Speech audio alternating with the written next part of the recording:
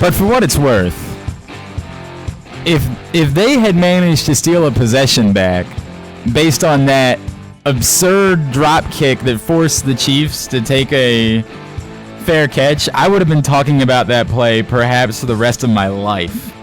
That was a really cool idea that nearly stole the Ravens back into this football game. Unfortunately, they didn't know that a screen was coming on 3rd and 9, which seems silly. All right, it's Project Game Day from the Live Casino Hotel Studio.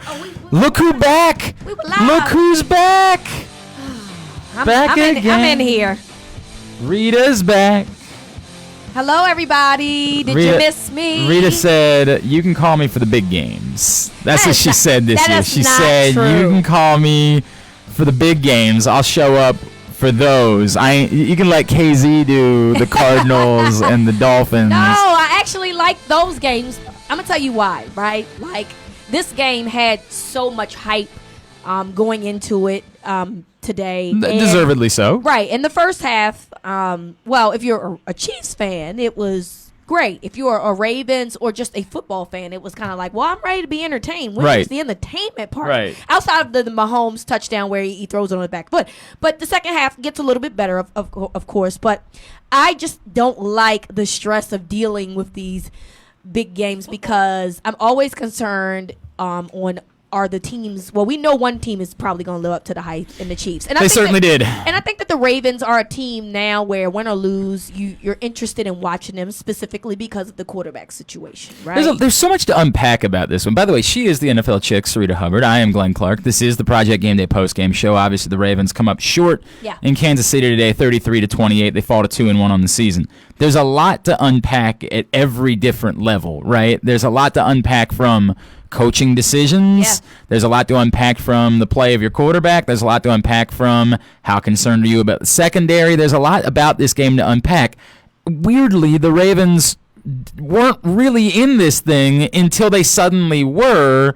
It was a very strange, and like the part that was good, the part at the end where they got back into it, frankly, I think we should all admit probably shouldn't happen. Like, it's a little bit of a crime against football that the two, I'll just chuck the ball up and see what happened types of plays. This is not, somebody would say, well, they did that a lot under Joe Flacco. This is a far different thing. This isn't like we're going to throw the ball downfield and try to, this was it's 4th down, I have to toss the ball in the air and just see what happens, and somehow 2 of those worked, and that made this look like a game in the 4th quarter because twice there were just absurd plays that should never occur. This is not Lamar's greatness. This is that play out in the across his body is one of the worst things you'll ever see a quarterback do. And frankly, like as somebody who wants to see Lamar succeed, I really wish that it wouldn't have worked because I don't ever want to see him do it again. I mean, he did his best Mahomes impression on that play because obviously we remember Mahomes does that last year on the 4th and 9 play. He throws across his body and gets the first down, and they obviously end up tying that game and they win. So when I saw that, I immediately thought of that play when it happened. Yeah, this one didn't look like that one. No, this one looked like a ball that hung up in the air. You know, if the Chiefs had better defensive players, that's a pick. And so while he does get his hands on it, the Chiefs defensive guy, he doesn't get it. It obviously tips the ball up and somehow Snead keeps it alive, keeps it alive. Right. But you're right. I'm mad that it actually worked because that means he's going to try this again. I just want to make sure that he knows you don't do that. Please. Like again, I get it. Like please. Weirdly, while he's made a lot of great throws, and let's be very fair to Lamar Jackson, he's made some great throws this season. His 3 worst throws have all worked. Yeah. And that almost like alarms me even more because I just don't want more of those to be coming. You're right. So it's a goofy day. Like it's a goofy day in that it ends up looking like a football game. There's some people like already JD got in and said like, you know, hey, at least they look better in the second half. Well, like part of that is because the score looks better. I don't think they suddenly figured out what they should have been doing all along. I think they got really fortunate in a couple of plays, and the fact that the Chiefs, for whatever reason, up multiple scores in the 4th quarter, decided it's so Andy Reid of them to clock be damned, winning the game be damned, we'll just keep throwing the football and allow this other team to stay in the game because of it. The game got super weird in the 4th quarter and ends up looking like it was a football game. Right. It wasn't really... Kind of reminds us of the playoff game last year against the Chargers. So similar. Right? So similar. similar. up by the opposite team is up by a numerous scores, and then somehow they find a way to get back into that game into the fourth quarter. But I do think that some of it is that the coaching staff said, okay, well, we're going to actually do what the statistics tell us to do, which is run the football. Yes, I think that is going to be the biggest takeaway for most people today. I think the biggest takeaway will be, and it's a combination of two things. A lot of people will scream one way or the other about their aggressive strategy in this game. I think that each decision has to be looked at in a microscope. I didn't really have a problem with them being aggressive at the beginning of the game and coming out and saying, hey, look, this is what we think we're in for today. This is what we think we need to do. Yes. We need to be aggressive. As everyone has pointed out, the play calling did not match the aggressiveness, right? And that was probably the tone of this whole game today in terms of play calling just not being up to par what it should have been. And I think it started at that 2-point. Right. I had no problem with, you get the penalty, you have the opportunity to go for the 2-point conversion from the 1-yard line. You're up 6-0. You're trying to make a statement. You're trying to dictate tempo. Right. You're trying to, some authority. And this you're is trying who to get we the are. crowd out of it a little bit. Obviously, you want to be the one to say, well, we're going to be the ones to set the tone. I get it. I hated the play call. Right. Hated that's the play call. And that's the issue, right? Like I didn't have a problem with them going forward on fourth down a few times. I just didn't like the play calls. Now, when I say that, if you think I'm defending them going for 2 later in the game when the math absolutely did not indicate in an 11-point game that it was a good idea to go for 2, I'm not. That is borderline negligence. That's somebody's an idiot, and it's the head coach. If you're not going to say it, I'm going to say it. He's a MFing idiot. I'm saying it. John Harbaugh, this is basic math. Basic math, Glenn. Yes, I am about to go off. Okay, because that pissed me off. Look, the 2-point conversions that they went for, whatever, fine. I was indifferent about it. I didn't really care for it, but I didn't have an overwhelming opinion about it.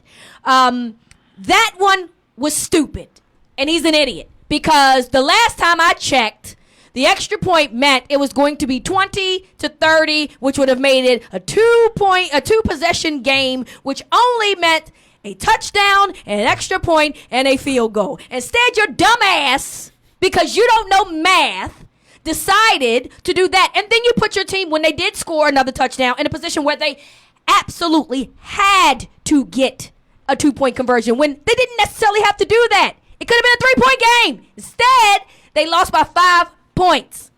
They're stupid. He's an idiot. And I'm sorry I had to go off like that, but I'm mad at you. I have never, listen, we have watched a lot of football, right? And we have seen a lot of bonehead things over the course of however they lined long up their kicker for a fake-footed fake field goal. Okay. A wrong-footed fake field goal. And then that still does not trump what we just saw, that somebody doesn't know how to count on their goddamn hands. All right, so I tried to do some math to figure out if there was any justifiable way. Please explain it to me. I would love to know. So the best I can give you, this is the best I can come up with, all right, is that at the point that it was an 11-point game, if you get the 2, you make it a 9-point game. There was still 10 minutes left in the game at that point. The best I could give you was that they were going to get 3 field goals? No, somehow, if the Chiefs were to score a touchdown, then it would still be a 2-possession game technically at 16. Now, the amount of mental math that you have to do in order to make that Rita, I'm not justifying it. Make sure you understand I am justifying it. But if somebody went out this way for this, please fire them right now. Here's my gut. My gut is that's not what was going on, and it was more John Harbaugh being aggressive AF today, which is what his deal was, and he decided to do it. If that was what you were doing, I think that you were jumping so far ahead of yourself in that situation that I default back to the things that you were saying. So you basically told me that they crossed a bridge that they were not near. They weren't there. They weren't even close to the bridge. They were not even in the county. You weren't even in the damn. This is basically you telling me the distance from us in Hamden to the Bay Bridge is about the same distance. And so if y'all went that far ahead, please resign. Whoever is the statistic person, I don't know who is the person that was responsible. But please, to speak to your bigger point, which is that in the first half it seemed as though you were being authoritative running the football. And this was a real interesting thing that we were sort of trying to figure out during the course of the week, which was, would you try to replicate what you were doing successfully a year ago when you walked into Kansas City and would have won that game had it not been for the miracle play that you referenced earlier? Would you attempt to replicate that performance, or would you say, hey, look, we've been having great success in the first 2 games of the season, sort of going a little more run and shoot and not worrying about tempo as much as just going out and trying to play football and throw the ball and score points? Do we want to be ourselves, or we want to do what was best to beat that team a year ago? And I think what maybe has gotten lost is I don't know that what's happened in weeks 1 and 2, is really the Ravens' best version of themselves. Right. I don't think, I think we all like the steps forward that Lamar Jackson has taken. I think, and anybody who wants to criticize him today, look, he didn't have a great day today. But that being said, if you're trying to do that to make it seem as though Lamar Jackson is trash or garbage, you're just a troll, and I'm not going to bother to spend any time with you. Yeah. Lamar Jackson has clearly stepped forward as a quarterback this season, and in mechanics alone and the throws that he made, and again, he threw one right down the sideline to Marquise Brown in the second half that was beautiful. I think Lamar has shown that you can get more from him as a quarterback, so I'm good with that. I still think there needs to be somewhere where you meet in the middle of being a running possession team versus being a team that wants to go run and gun and sort of shoot out football. I don't think that was the right strategy for the Ravens today in trying to win a football game. I completely agree with you, and I think that the issue that we're having here is a player in Lamar Jackson who received a ton of criticism last year as well as the offseason. And some of it deservedly so, some of it completely unfounded. Right. And I think that the Ravens are just as interested in proving to people that he can be a quarterback as much as Lamar is. And I think sometimes they get over invested in that as opposed to doing what is smart. The statistics show that the Chiefs are what I'd like, for lack of a better term, are some mid, right? If you know, you know, right? If you know what mid is, you know what mid is in terms of run defense. They were not great in run defense. My initial thought process was that they were going to run, and they were going to run some play action. For whatever reason, the Ravens decided to do something completely different. How did it look the one time they decided to take a drive and make it a Gus Edwards game? Exactly. How did that work out? Exactly. A guy that, although Mark Ingram has been a great understandable. This is not a knock on Mark Ingram, because I think he's right. And I always understood there was going to be less Gus Edwards this season because Mark Ingram came in here. But we saw them a year ago go down with Gus Edwards and run right at the Kansas City Chiefs. And they were just fine. I don't know why. I'm really puzzled as to why Gus Edwards, not that he's taken a step back, why he's almost disappeared. Well, and I think that's because the offensive game plan has not allowed him to come. Because when he comes in, he's effective. It's not that he's not coming in and he's not getting yardage. He's shown time and time again that he is still an effective running back. Right. And yes, we know that Mark Ingram is the premier back, but Gus Edwards absolutely can be in the rotation. Again, I think that the Ravens are trying to prove to the league and to themselves that my quarterback can throw and can make these great throws, as opposed to just being honest and having balance. That is the problem that I have with this team. And we talked about this, I think, off air, particularly the last possession that they had in the first half. I think, correct me if I'm wrong, I believe they ran a quarterback draw, which went for no gain, and then they threw for the rest of that series. And it ended up being they punted it away. It sounds right. I'll double check. Giving Kansas City the ball back with under 2 minutes to go.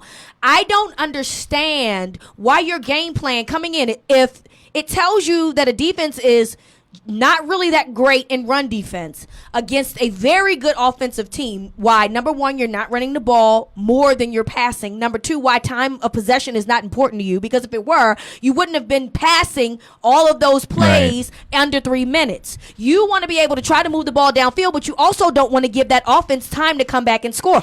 I don't know what the game plan was for this team today, and I'm very interested in knowing the transcripts of what happens in this post game, and I hope people ask the hard questions, because people should know what exactly were you thinking going into this game, thinking that this was going to be some type of showdown in terms of throwing the ball. Do what you need to win. Stop trying to make this a Lamar versus Mahomes thing. Make this a team effort. Run the ball. Be honest about what you can do against that team, and then try to win the football game. And that's what they did not do today, and that's what's frustrating. I think the best way I could say it is it didn't seem like a game in which they thought the most important thing going in was to value possession. Yes. And that, which I don't understand. Right. And again, I understand to some extent you want to be who you are, and you sort of don't. They always talk about this in football. You want to ignore the opponent. We're going to worry about us, right? You know who your opponent was today. I don't feel the Ravens are good at that. Yeah. I don't feel that they're a good team at ignoring the opponent. I really feel like that they saw the hype just like everybody else and wanted to make this some type of quarterback showdown. I hear you. And instead of doing what was best, which was keeping the Chiefs' offense off the field, keeping your running backs on the field, getting some play action in there from time and time again, and winning the time of possession, which very probably would have given you a better chance to win this football game. I tend to agree, Rita. I tend to agree. All right, let's get to some comments. From KZ, he checks in. 1, first half game plan stunk. 2, when you start chasing points early, you are always chasing points. I didn't think they were chasing points necessarily. I didn't think that was in terms of what, the 2 point? Yeah, I'm assuming. I just thought that was. I didn't think that was chasing as much as you were trying to make a statement, and you were trying. That's what that was. If there is some world in which I would say if you've got Lamar Jackson and you can't score from the 1 yard line, they're bigger problems. That's a bigger issue to me, and they didn't do it. And to your point, I didn't love the play call. It says 3, math clock still eludes Harbs, and 4, KC is really good. And that's the problem with all this, Rita. Thank you. Like, this is why KZ. I'm not losing my mind over this. Agree. There's things I don't like. There's real problems here. You went on the road and you played the best quarterback. You know, he might be surpassing Aaron Rodgers quickly as the most talented quarterback to ever play the sport. I was getting ready to say, on the halftime show, they were talking about Mahomes, and one of them mentioned, I can't remember exactly who it was, he believes that this is the best quarterback he's ever seen in his entire life. Boomer Esiason. Again, I've said all along, Aaron Rodgers is the most talented quarterback. And we think he's better. And I think this guy's better. Yep. Yeah. So, I mean, now where are we, right? Like, now where are we with that? And I think we need to make sure we keep that in mind. It doesn't excuse anything that happened. I'm not saying that you get a pass for it or you get a moral victory or anything along those lines. I'm not suggesting that. But in trying to figure out what occurred today, the biggest piece of the pie is you were up against Patrick Mahomes. Yep.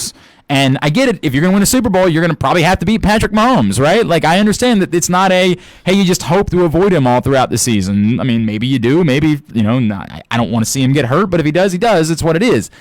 But I do think that when we talk about what actually occurred today, that needs to be the biggest part of the conversation is you faced Patrick Mahomes. He's really unbelievably good. And that very, very, very good. I mean, and that Chiefs team is very good. And they didn't have a left tackle. They didn't have Tyreek Hill. And they didn't have the top running back either. Yeah, that's what I'm saying. Right. They had those guys, yep. and there are still at one point the left tackle that was in place for Eric Fisher got hurt. And so this team didn't appear to miss a beat. So we do have to give credit for them they are the best team in the National Football League, minus the Pats, if you want to argue. Right. If you want to argue, that's on you. I ain't arguing it. I'm just making the point that there's the Patriots, there's the Chiefs, and literally everybody else is just trying to catch up. And so you do have to take that into consideration. And look, that's who you want to be. You're trying to be in that world. I mean, I get it. This was a barometer game, and they could not raise to that level. So this barometer game showed the Ravens are not there yet. That's fine. And they need. And guess what? Sometimes you need that. The good news is it's week 3. That is the good news in this. It's week 3. I'm not losing my mind over it. Yes, I'm disappointed by what happened today, and I think the result could have been different because I think the Ravens are pretty good. I do too. But I'm not losing my mind over it. Yep. Project Game Day brought to you by Glory Days Grill. Catch all the action at your neighborhood Glory Days Grill, where they have tons of TVs to catch every moment of every game. Glory Days Grill, great food, good sports. All right, some more comments. A lot of people, Rita, are going after Earl Thomas. A lot of negativity towards Earl Thomas. Well, Earl Thomas came out and said that, he was going to make some plays this week. And, I mean, did he make plays? Not a ton, no. Not money. Didn't hear his name a lot. From Calvin, Earl Thomas is awful. If Jimmy Smith isn't ready in 2 weeks, he needs to be released. It's not going to happen. Settle down. I'm sick of soft players on this team. All right, Calvin, I know you're worked up. Deshaun follows up. Earl Thomas hasn't played up to what he's worth. So far. I mean, he made the one interception against the Dolphins. It's 3 weeks, guys. It's week 3, guys. Yeah. You're right that, he has underperformed. He has not been a game changer since arriving in Baltimore. You're right, but I want to not do this week 3, but I mean, give it to me. Why not? I mean, Earl Thomas was probably just as upset at him being quiet as everybody else. So you know what? Just pile it on him. Pile it on. Go ahead. Kent, not a good coaching weekend for anybody named Harbaugh. He's right. But the other guy's a fraud. No, so the other guy's a fraud. No, but if you don't know how to count, I'm concerned. I mean, I hear you, but he's right. If you can't count, I'm not saying I'm not saying it was a good day for John Harbaugh. I'm just saying comparing him to the other guy is unfair. That other guy yesterday. The other guy's never won anything. That guy yesterday, he had way worse butt kicking. Never won anything. Well, I mean, I guess he got to a Super Bowl once. I'll give him that much. Oh, he did. Yeah, but he's never won anything at Michigan. JD, defense missed a lot of tackles in the second half, especially gave up too many chunk plays, questionable coaching choices on the 2-point conversions, and the insistence on going for it on fourth down early. Lamar wasn't locked in until late. I don't know that Lamar was ever locked in today. Again, I think that the numbers are going to end up looking kind of good because of those 2 bizarro world plays that end up working for him. I think he made some throws that were good. I think he made some bad throws today. I'm not going to lose my mind over it because good quarterbacks have bad days. I agree. He had a bad day today. But bad day to me by measure of last year and bad day to me of today are completely different bad days. The totality of who Lamar is, and this is why I'll keep coming back to, is still better than what we saw last year. There's no doubt. I'll give you an example, right, of a bad day today, play today, and maybe like last year, right? Bad day last year, he had a couple of throws in some games that we were both like, I don't know who he was throwing to. I don't know what he was doing. Well, there were days where we said no NFL quarterback could ever make that throw. Yeah, we literally were like, what the F was that, right? WTF. Today, what I consider to be a bad throw, but again, is the fourth down play. However, where Mark Andrews and Hollywood, they kind of just collide. Right. There's been a little bit too much of that. They were like crossing, but they ran into each other. And Lamar still tries to make a throw, and he tries to throw it low enough where only one of those guys could get it and not the defender to get it. And yes, it does look like a bad throw. However, I have a better understanding of what he was thinking when he makes that type of throw because it was a busted play. That one in particular is kind of weird. Like the fourth down at the end where he just chucks the ball up in the air. The game's over. He has to do that. It is a bad throw, but it connects. So I don't know if I can. Right. It's a very weird feeling. And again, there's nothing wrong with what he did. There's no other option there. On fourth down, The one across his body is a completely different story. He doesn't have to make that throw, and it's shameful that it works out because you never, ever make that throw. Right. But the one on fourth down where he just chucks it down to Seth Roberts, and miracle of miracles, Seth Roberts gets away with a push-off, and now we don't overturn pass interferences. I have no idea why we put that rule in play.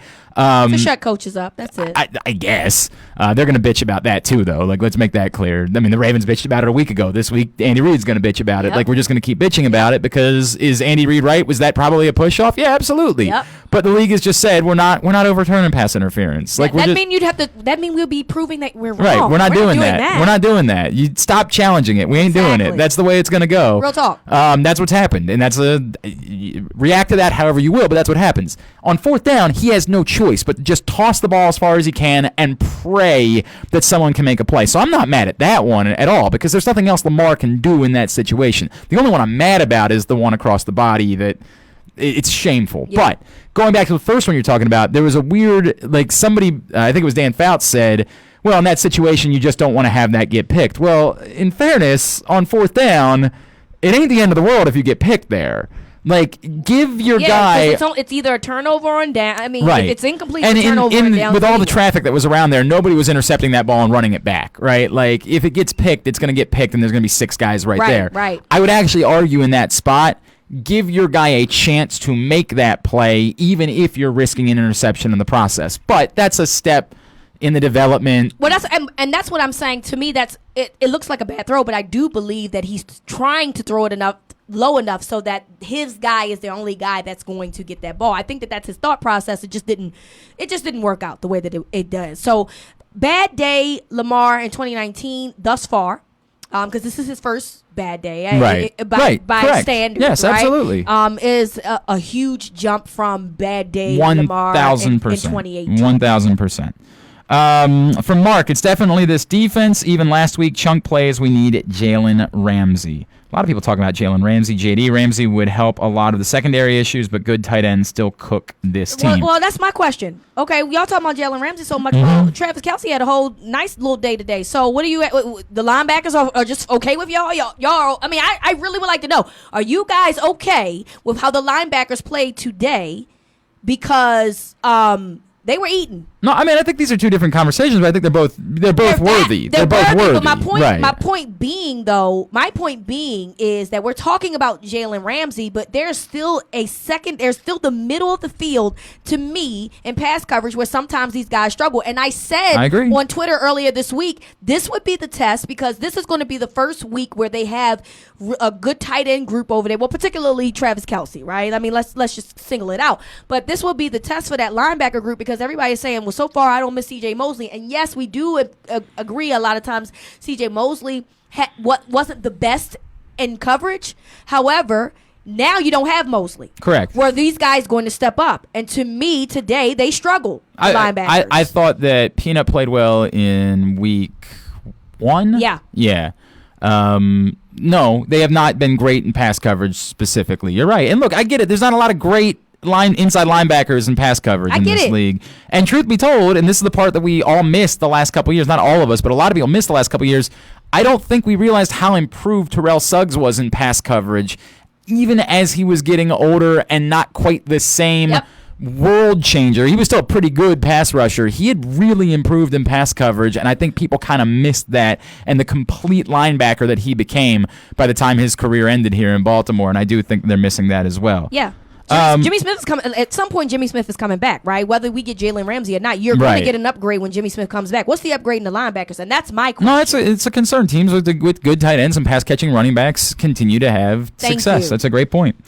Kyle, look, and a couple people have made this point already, and this is fine. This is the same argument, and I'm sure you've heard this argument before, Rita. The numbers nerds, the stat crunchers, tell you if you're down by 14 points, that you should go for 2 if you score a touchdown. Because simple math says, essentially, a 2-point conversion is a 50-50 proposition. You seem to convert about 50% of them. Yeah. So if you convert the first one, then you don't have to go for it the second time. You can just kick the extra point and win, presumably. If you don't convert the first one, well, it's a 50-50 chance that you're going to convert them. So math says you'll convert the second one, and you'll be tied up. And it'll be no worse than you were to begin with. It's an argument that I've heard a million times that I never am willing to give the credence to. Not every 2-point conversion is created equally, and there's a big difference between teams being able to catch other teams off guard with a 2-point conversion versus knowing a team must convert a 2-point conversion. There's a lot of things that go into why the number is as high as it is. I'm not willing to give them, because that's the argument for John Harbaugh there is, hey, it's a 3-score game no matter what. Well, the math says we're going to get one of these two. If we get the first one, then we could score 17 points. They'd already scored the first touchdown, and we could win instead of scoring 17 points and tying. Mm-hmm. And it's just, there's just no need, the math that goes into it. It's way over the top. Hey, I'm not interested in none of that stuff you just said. I know. It's a very nerdy thing. You said all of that stuff, and you know what? At the end of the day, he still went for 2 when he didn't have to. You said all of that to say they didn't change not a thing at that last 2-point conversion attempt. I don't disagree. That he did not need. It was very unnecessary and stupid because he's an idiot. I don't disagree with you. JD, the game is with you. The game plan should have been to run the ball, keep Mahomes off the field. This team also needs another reliable target. Boykin and Snead have been invisible. We talked about that a lot while we were watching the game. I think that they're invisible because somebody is very comfortable with the other guys that they're throwing to.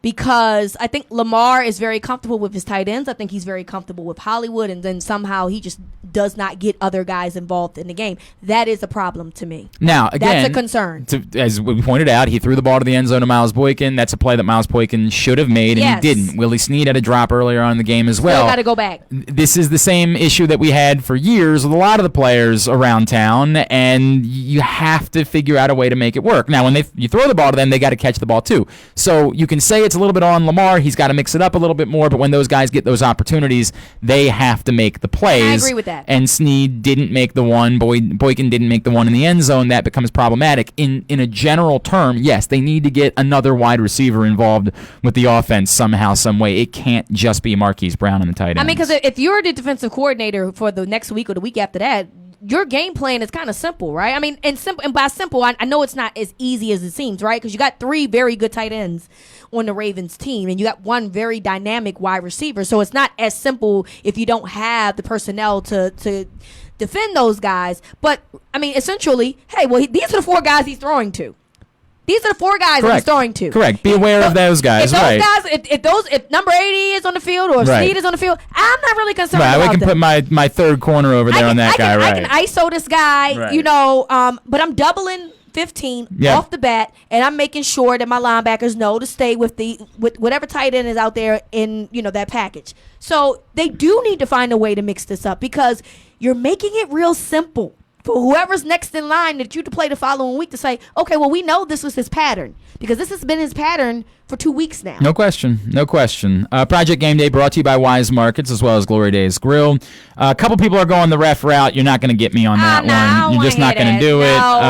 Enough. Kyle, not to be a whiny fan, but the Ravens had really bad luck with the calls today, the huge Edwards run and the interception. So the only play that I'll give you at all with the refs is the Edwards run. That's the only one I'll give you. I thought that was a soft call on Willie Snead for a hold. That being said, like the pass interference was, we all saw what happened. The pass interference wasn't on the would have been interception for Brandon Carr. It wasn't Brandon Carr. It was Tony Jefferson on the wheel route down the sideline, and he 1,000%. Now, you can try to do the thing we say, well, yeah, but it wasn't where the ball was being thrown to, so they didn't have to call it. You don't have to commit the foul. I mean, there's that. Trying to blame the refs for making that call when it absolutely was a call. I don't know what, again, math we're leaping to in order to get there. You can say that you wish that it hadn't been called, I guess, but to try to make it seem as though it was a problem that it was. No, absolutely, Tony Jefferson was guilty of the foul downfield. It just happened to be that wasn't where the ball was being thrown, and a lot of times when the ball isn't being thrown somewhere, players are able to get away with it. The problem was the throw also happened to be right in the same general vicinity, so it was very easy to see. Call, yeah. Exactly right. And my thing is like we're gonna. And I also think the Ravens got away with holding a few times today too. I think both sides did, quite frankly. Yeah. I noticed both sides. I thought it was interesting all the conversation about the number of holding calls in the league this week. How they really didn't call it. It seemed like they reined that back a little bit. I'm gonna be honest with you, right? Like, because I think that we've said, I think that's the adage, right? That there's a holding call essentially on every. It could be down, right, yeah. Right. So I'm not mad that they didn't. I mean, it had to be. If it's really bad and you got to call it, right? But for the most part, I'm okay with that. Because again, it could essentially be holding on every call, and I'm not interested in a 5-hour football game. However, we're gonna argue about refs every week. They're always going to. Yeah, the story of the day was not. But the story of the day has nothing to do with the refs, correct, guys. Like they didn't change the outcome of this football game. Coaching and the head coach's inability to do math is what the outcome of the football game came to, not because refs didn't call a hold or you felt like they shouldn't have called a pass interference. I mean, like you said, like Glenn said, don't interfere, and then we're not having this conversation. Right, correct. A couple more, then I got to get to a break. JD, both of you are right on this. They went into a crazy building against one of the top 2 teams in the AFC. They were in it. The Ravens will be fine. And again, I don't want this to come off as a moral victory thing. It's not a moral victory today. The Ravens lost the football game. It's being realistic. Right, but we know what happened today. The Chiefs, Pat Mahomes was unbelievable because Pat Mahomes is unbelievable. Now, at some point, I keep saying this, if the Ravens are going to win a Super Bowl, they're probably going to have to beat Pat Mahomes in order to do it. Now, they need to get to that position first. If they're going to win a Super Bowl, it will likely have to involve winning a game against Pat Mahomes. So they're going to have to figure this out. And that's why it's not a pass that I'm giving them. It's just and when we reflect on what actually occurred today, slice the pie however you want to slice it, right? Like a certain percentage of it is about, I think it was a poor strategy. A certain percentage of it was some of the bizarre decisions that were made. And then some of it is execution as well, right? But I think the biggest percentage of what occurred on the field in Kansas City today is Patrick effing Mahomes. That team is just a better football team. When you figure out why the Ravens lost the football game today, I'm not saying ignore any of these other things. They all exist and they're all real and you got to deal with all of them. But the biggest one, half of the pie, is Patrick Mahomes and the Kansas City Chiefs. I agree. And that sort of explains it to me. From Norm, the defense, offense, special teams, and coaching staff cost them the game. Well, other than that, they were fine, I guess, Norm. They were awful most of the day. Only a few players showed up with the intensity and want to it takes to win against legit teams on the road. It's good they got a bit of humble pie today. After beating two bad teams, they somehow thought they were a contender. LOL. Now just get better. I think Norm was being a little condescending in there, but at the end, his point is that his final point was good. Right. It's all the other stuff that I'm over here like, well, dang. First of all, I didn't think that they weren't being intense. I mean, they literally went for 2 points. I mean, that was the story. It was how aggressive they were being, right? They were absolutely being aggressive. They weren't executing, and they weren't being smart. Those two things are true. But I think that they were absolutely being aggressive. Throwing the ball when you really should be running the ball, to me, is aggression. Right. So, I mean, they showed up. They just didn't do it well, and the other team was way better. Correct. All things factual, Rita. But his last point was good. Yeah, and that's sort of where I'm at, right? Like that's kind of where I am. All right, let me get to Calvin. You're right, Glenn. It's only week 3. The Ravens will get a win next week, and it's possible with Jimmy Smith back, we can still be a top team in this league and hopefully get a number 1 seed. Well, I mean, I don't know. I'm not sure I'm ready to go there either. Considering I'm not ready to talk number 1 seed. The Chiefs and the Patriots both look like they're almost unbeatable, but. It does speak to the bigger point which we're talking about, which is I'm not, again, I don't want this to sound like it's a moral victory or something like that. It's not what it is. I'm just not jumping off a bridge. I regularly say, Rita, the season begins the first time you beat a team you're not supposed to beat or lose to a team that you're not supposed to lose to. There it is. And that hasn't happened yet. They didn't win today. They weren't necessarily supposed to beat this team. The game was supposed to go about the way that it went. Remember, the number was 5.5. It was a 5-point game, right? Like, this went the way that people thought the game was going to go for the most part. Yep. That doesn't mean that it's okay. That doesn't mean that it's acceptable. The Ravens don't get to go home and say, hey, at least we covered, anything along those lines. But I'm just not losing my mind about it. If they had lost to the Dolphins, then yeah, we'd be freaking out and there'd be a real problem, something along those lines. Exactly. I'm just not losing my mind over losing on the road to the Chiefs. I agree. All right, when we come back in, we will look ahead to next week and the Cleveland Browns coming to Baltimore. We will talk about that when we come back in. She's the NFL chick, Syreeta Hubbard. I'm Glenn Clark. We're in the live casino hotel studio of Pressbox. It is Project Game Day. I just need a minute and a half, and then we'll come back in and we will wrap things up. Hey, this is Stan the Fan. You know we're all hoping for a special season out of our football team. When it comes to dining out casually and affordably, I know a place is special every season. The Costas Inn at 4100 North Point Boulevard. Not only are they known all over for their great steamed crabs and crab cakes, they have a couple specials you want to keep in mind. Monday night is crab cake night. Tuesday night is ribs night. Wednesday night is steak night, partnered with half-priced bottles of your favorite wines. And Thursday night is lobster night. So check out the Costas Inn this football season, and you may come back whatever the season. That's the Costas Inn, 4100 North Point Boulevard, 410-477-1975. Need groceries today but don't have time to shop? Order online with same-day pickup or delivery at Wise Markets. Wise to go online. Now that's convenient. This is Stan the Fan for Glen Burnie Transmissions, located right in the heart of Glen Burnie for almost 60 years. If you suspect you're having a transmission problem, GBT can save you hundreds of dollars over taking it to the dealers for a repair. Make an appointment for a free diagnostic and estimate. Call GBT at 855-728-1841. Their mission is simple: to provide excellent service at a reasonable price. Go to their website at gbt-online.com to check out all of the 5-star reviews. Let my friend Mark Schwartzman and his GBT team take the troubles out of transmission troubles. Call them today at 855-728-1841. Respect. It's more than a word. In the U.S. Army, it is one of our core values, earned through selfless service to our nation and making a difference both at home and abroad. On the Army team, respect is earned daily. And now, in addition to earning respect, you may earn up to $40,000 in bonuses if you qualify. To learn more, visit goarmy.com/bonus or call 1-800-USA-ARMY, paid for by the U.S. Army.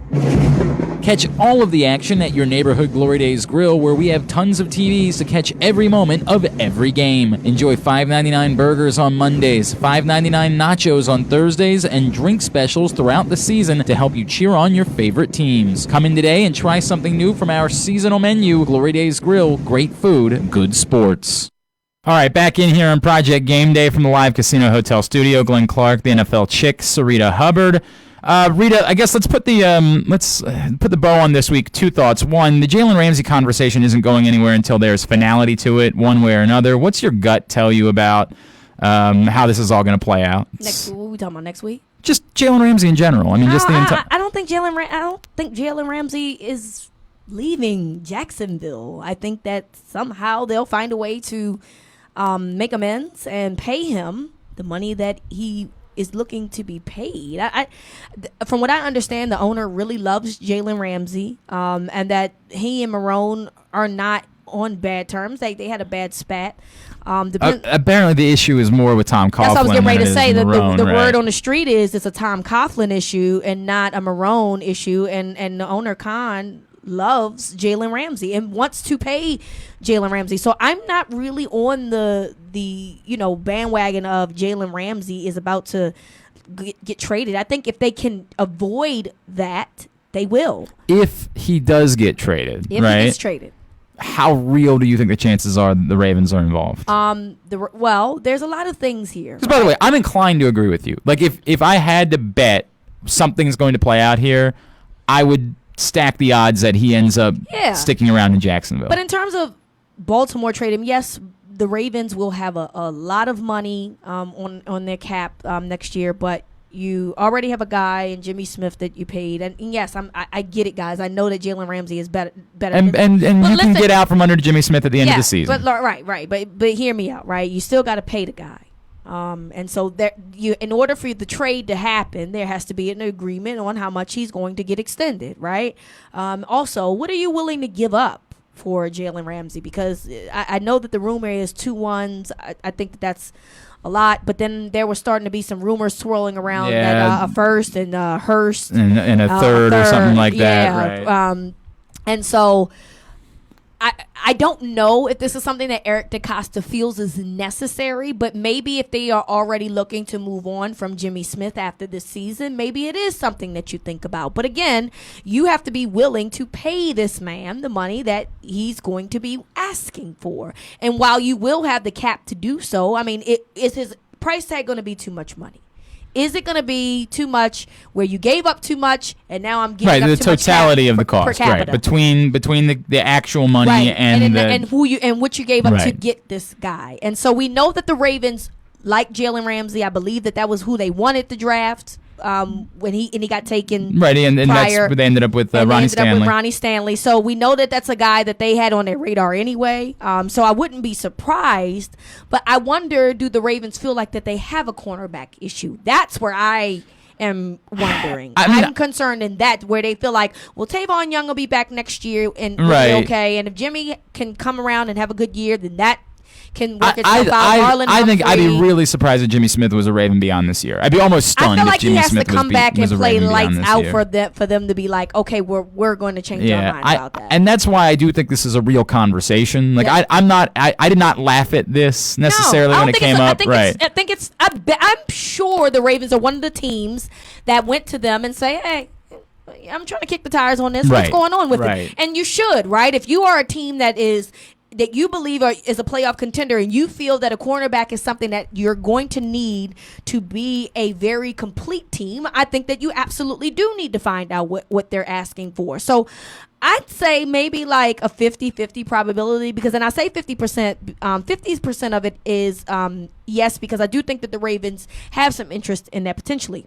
I say 50% no, because 25% of it I believe that Jacksonville finds a way to keep them, and the other 25% is you got a team like the Chiefs that probably feel like that they have a better need and potentially could give up more than the Ravens, and maybe feel as though they're closer to like go all in. Yep. This is our year, whereas the Ravens might say we might be a year ahead of where we are. That it's time to go all in, and that it's our year. That's an interesting way of looking at it.